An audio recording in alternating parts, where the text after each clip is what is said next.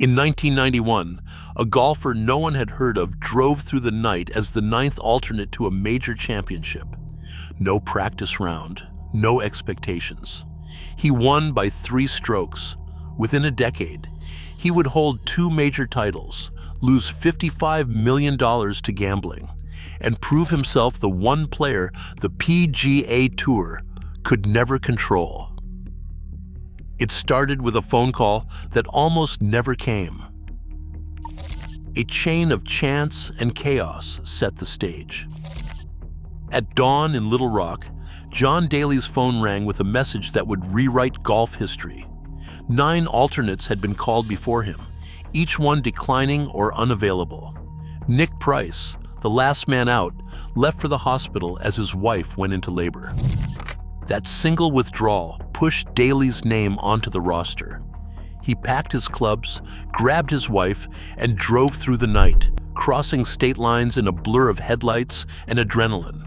No practice round, no time to study the course. By the time he reached Crooked Stick, the field was already sizing up the unknown rookie. Jeff "Squeaky" Medlin, Price's caddy, found himself without a player and stepped in at Daly's side. Together, they walked into a storm of doubt and expectation. Daly's first swing thundered down the fairway, and by the end of the opening round, he had posted a 69. On the second day, he shot a 67. Crowds pressed against the ropes, drawn by rumors of his power and the wildness of his story. By Sunday, Daly stood alone atop the leaderboard.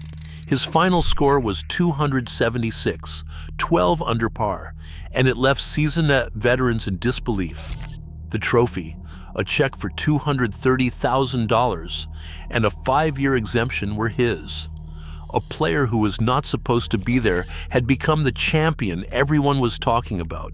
Overnight, the legend was born, and the sport's old guard felt the ground shift beneath their feet. Raw power, measured in numbers that made even seasoned pros uneasy, defined John Daly from the moment his driver met the ball. Tournament radars clocked his clubhead speed at 125 miles per hour, 30 miles faster than most of the field. Launch monitors, newly installed on tour, tracked his carry distance at Crooked Stick, soaring past 350 yards. The ball did not just travel, it vanished into places other players never dared to aim. Spin rates hovered near 2,800 revolutions per minute, producing a rising, almost unnatural flight. Swing coach Butch Harmon would later break down the mechanics. A backswing that seemed to defy anatomy, hips uncoiling with violent intent, wrists lagging until the last possible instant.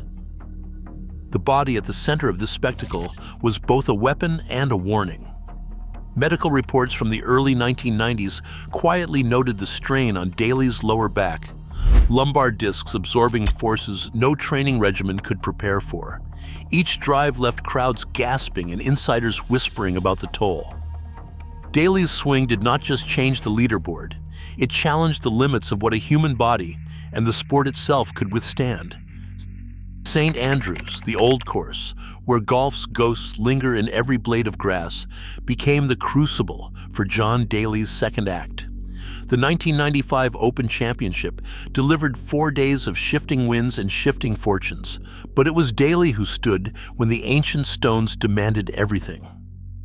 After 72 holes, he was locked with Costantino Rocca, both men at 6 under, the title hanging in the balance. The playoffs stretched across the storied fairways, tension mounting with every shot. Daly's power, so often dismissed as reckless, proved perfectly suited to the wild Scottish elements. He attacked the par 5s, took lines nobody else dared, and found the heart of the green when it mattered most.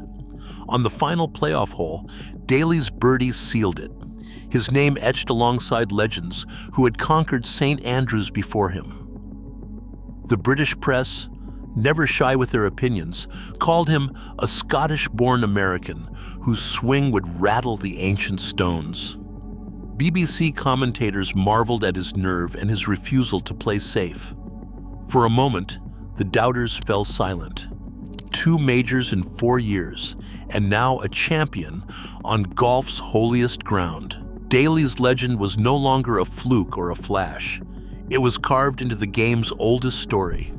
The higher he soared, the more the world watched, and the more the guardians of golf's order braced for what came next. The PGA Tour's patience wore thin as John Daly's legend grew louder. In 1993, the Tour issued a season-ending suspension after Daly hurled golf balls over a grandstand during a Pro-Am, endangering fans and players alike. The official language cited unbecoming conduct, a phrase that would echo through his disciplinary file for years. Commissioner Dean Beeman's statement left no room for ambiguity. Daly was barred from every PGA-sanctioned event for the rest of the year, with the suspension set to spill into 1994 if conditions were not met. The message was clear: talent alone would not shield him from the consequences of rebellion. Sponsors moved just as swiftly. Wilson Sporting Goods terminated Daly's contract on October 15, 1993, invoking a clause that demanded he maintain a level of conduct befitting a brand ambassador. Callaway Golf followed weeks later, citing his refusal to complete a required alcohol rehabilitation program. Both companies referenced the same breach: public actions that threatened their reputations. The combined financial fallout reached into the millions, stripping Daly of the security that came with his rapid ascent. Behind closed doors, the Tour's legal team drafted new disciplinary codes. The failure to give best effort citation, first applied to Daly, became a formal category, carrying escalating fines and warnings. Substance abuse counseling was no longer a suggestion, but a mandate, written into the player code. Press releases spoke of protecting the integrity of the game, but the real target was unmistakable. Daly's exile was both a punishment and a warning, a demonstration that the Tour and those who bankrolled it would not tolerate chaos in their ranks. Casinos in Las Vegas kept their own kind of score.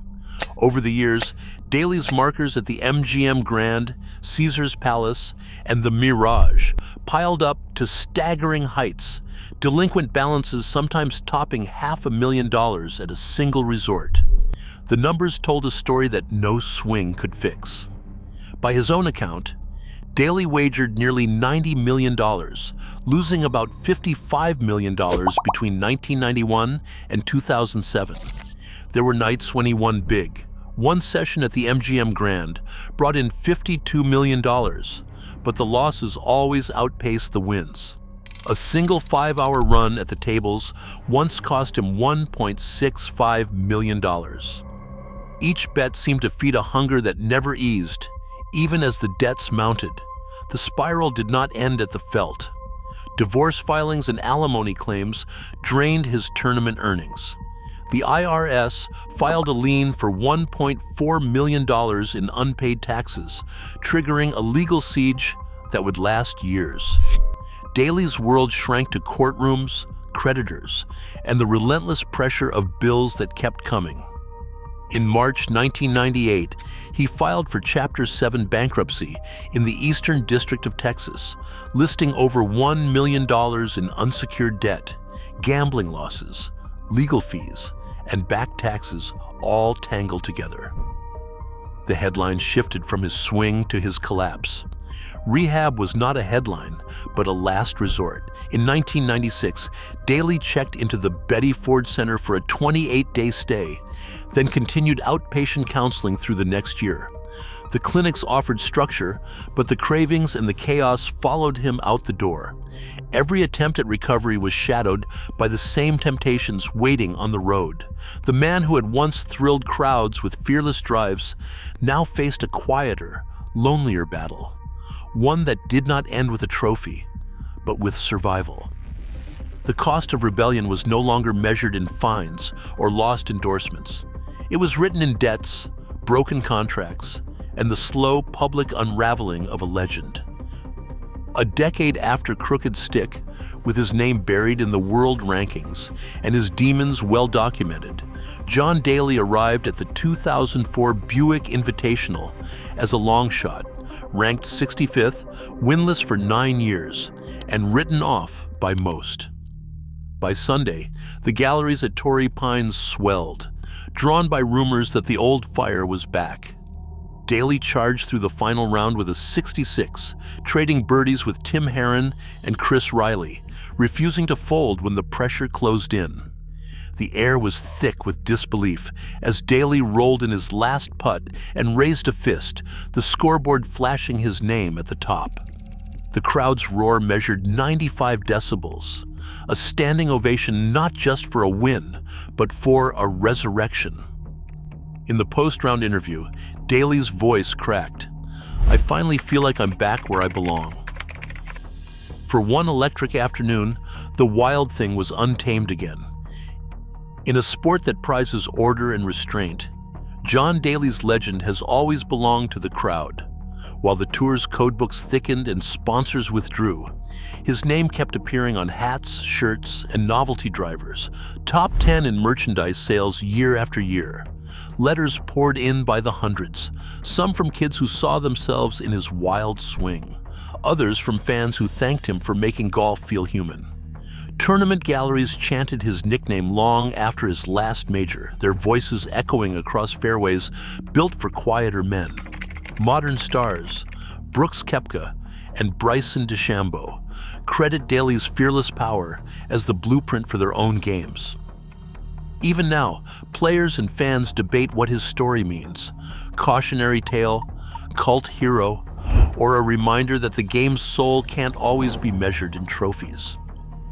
The question lingers, unresolved, every time a new generation swings for the fences. Golf still sells the dream of order and control. Yet, the sport's most unforgettable figure remains one it could never tame. As new generations chase perfection, Daly's legend is a reminder. Chaos isn't always a flaw, it's sometimes the source of greatness. What would you choose, image or authenticity?